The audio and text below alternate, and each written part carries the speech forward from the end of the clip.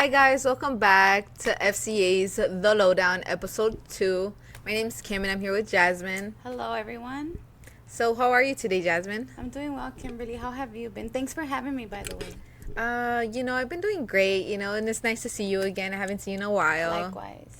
So today we're going to get in the topic of cash advances, get in more details so, the law firms and attorneys could get a more in-depth of what it is. All right. Sounds good. So, what is cash advances? Cash advances.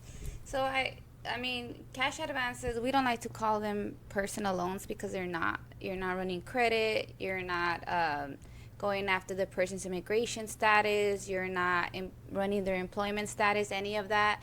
I guess it's just coming from the settlement. So we don't call it a personal loan, but it's just an advance that, for instance, if a person's been injured and they have a personal injury attorney representing them, and they're financially hurting and need financial assistance, and their attorneys, ethically, they shouldn't give in-house advances. Therefore, there's third-party companies like FCA that offers these cash advances, and they're just pretty much lifesavers for people that are in financial struggles.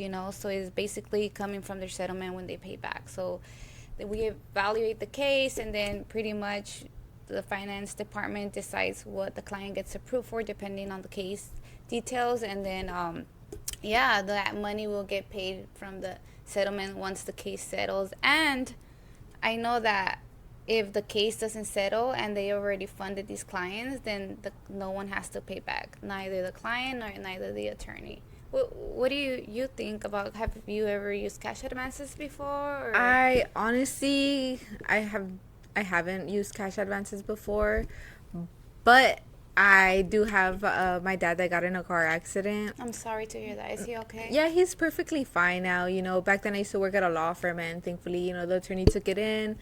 And, I know somewhat of cash advances because, they used to provide him with cash advances. So after he got his surgery. The law firm actually offered it to your dad? Or yeah, how did he find out about through you? Or? Through me, because I used to work at that law firm. Okay. This is when I didn't know anything about FCA or anything like that. So basically how it works at a law firm is that some law firms, not all, but he basically got in a car accident. He had his surgery done, and he couldn't go to work. Oh, he and had a to lot get of surgery. like you said, like we get into the topic where it's a struggle, and sometimes some attorneys won't give you cash advances. It just depends on the law firm. Why do you think that is? Just because of maybe their budget. I can't say personally what it is because every attorney is different, but they can't afford it, because they have to pay for other stuff, and it goes in more details of their finances. I wouldn't say, but with FCA, that's where we come in. So Kimberly, I know you're doing in-house marketing. When you call the law firms, are they aware of cash advances? Or are you still educating them on what is a cash advance? Well, I'm still educating them in a way. So, hi guys, I do in-house marketing like Jasmine said, and basically what I do is that I call attorneys and I introduce them to our, services that we provide. For example, like one of the services that we provide out of many is cash advances. So when I speak to them, I guess the way I approach them, because you can't just go and offer your services. Like, I know that was my next question.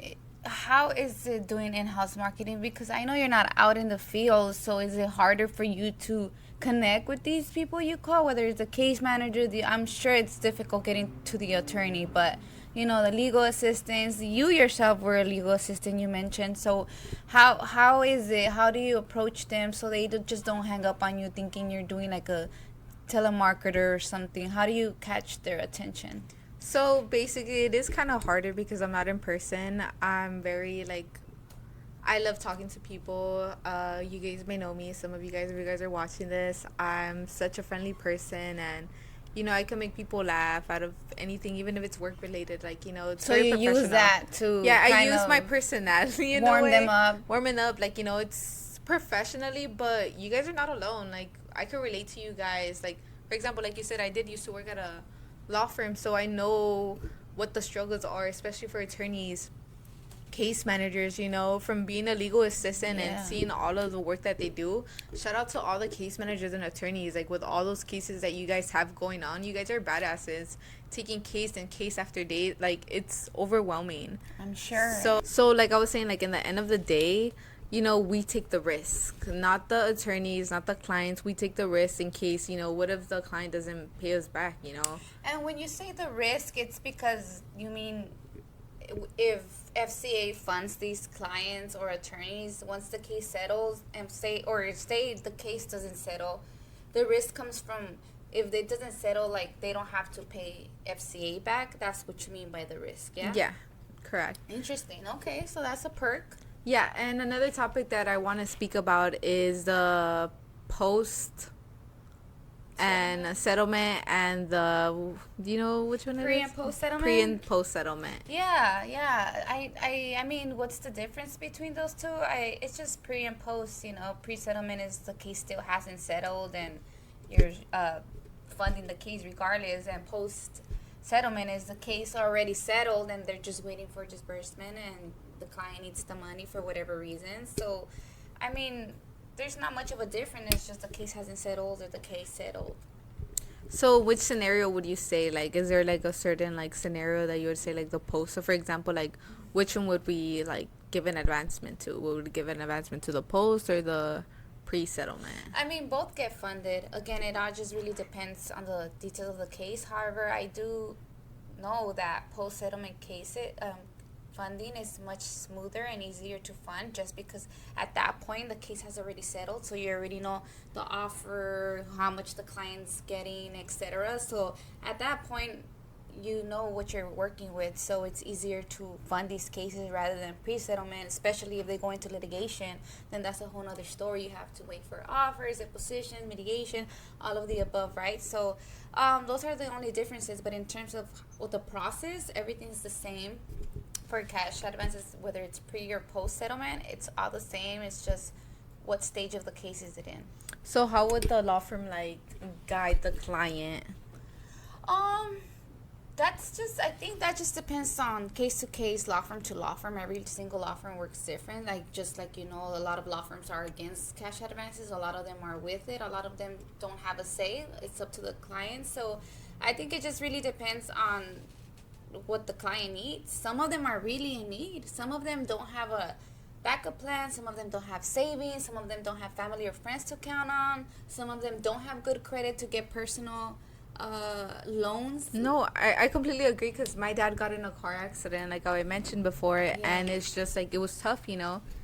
He needed money, and sometimes some clients are gonna need a cash advance like fast, you know. And you know, we sometimes give the cash advances within 24 hours or less, you know. Fast. It's really quick, and a lot of people, you know, don't see that or understand it, but we're a very fast company in that aspect. Hey guys, my name is Jasmine. Welcome to another episode of FCA's The Lowdown. I'm here with Business Development Manager Anthony. You want to go ahead and introduce yourself? Hi everyone, how are you doing today? As Jasmine said, I'm one of FCA's Business Development Managers. Thank you for having me today, Jasmine. Of course. No, thank you for being here. Anthony, what you want to go ahead and tell the audience what areas do you serve? Yeah, so currently right now I'm serving the downtown area, Pasadena, East LA, El Monte, and a little bit of South Bay area. Oh, wow. So you have a little of a little bit of everywhere, huh? So how does that work for you? So typically, what's a day in a business development manager's life? Do you typically have your schedule set for the week, or do you kind of go based off on what you're able to schedule, or how does it work? Yeah, so our system automatically sends us our schedule, and it's broken down into the designated areas, and it's just a day-by-day basis. Right, based on what connections you're able to have. Yeah. Awesome. And so typically, what is it that you do when you get to meet with an attorney, a case manager, or whoever the decision makers are? What kind of conversations do you typically have with them? Yeah. So the conversation starts off by assessing what knowledge do they have over services, and once I assess that, I start to explain and go into more depth as to what they already know. Yeah. And educate them, essentially just share my knowledge as to what they already know. Right. And as soon as they I feel they have a good grasp as to what I'm offering, that's when I start to add all the additional services, because we have many of services, and we're even launching more now. Wow, that's amazing. So, I am sure that a lot of law firms already or are already familiar with a lot of the services, right? Because some of them have been in the game for many years, and there's a lot of new upcoming attorneys or law firms. What are your challenges when trying to connect? For instance, say you go and meet this upcoming law firm, and I'm sure some attorneys are not aware or familiar with the services that FCA offers. What are your challenges, or how are you able to connect with them in terms of like, how can I say that, requesting the opportunity for them to hear you out? Yeah, so it's not so much as to requesting opportunity. Okay. So when I approach a law firm, my main goal is to establish a good connection, a good working connection, that could be beneficial for both myself, the company, and the law firm. You have to come into the law firm, and be ready for everything. Sometimes a solo practitioner might not have, Staff staff or time, Right. compared to a bigger, much larger law firm with 19 attorneys. Right, makes sense. That means there's more shots in trying to communicate with. It's easier, not easier, but there's more not options, but people that you can connect with and actually have a conversation with about it. Each attorney has their own designated team with their case managers, legal assistants, and everything designated to them in a larger firm. And the solo practitioner is just himself, so he doesn't have as much time. Anthony, so you mentioned that there's a promotion going on for these cash advances. Is it only for the month of October? Yeah, it's strictly for the month of October. Okay, awesome. And what are their terms and conditions?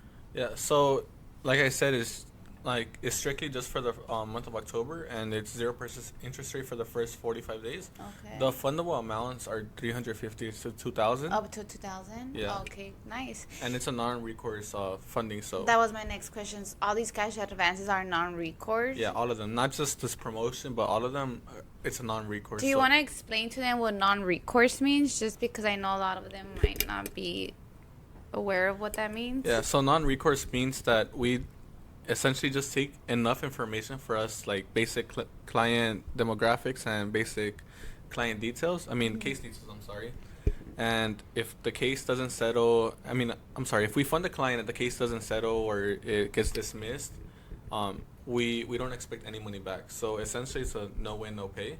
I see. So FCA takes the risk. Yeah, and it's pretty big risk. So that's, I guess, something to consider, right? And are there any restrictions? Can you guys fund, or is this promotion valid on every type of case, settled cases, or? So it's just not applicable on settled cases, and the interest rate still applies if we're paid back by another funding company.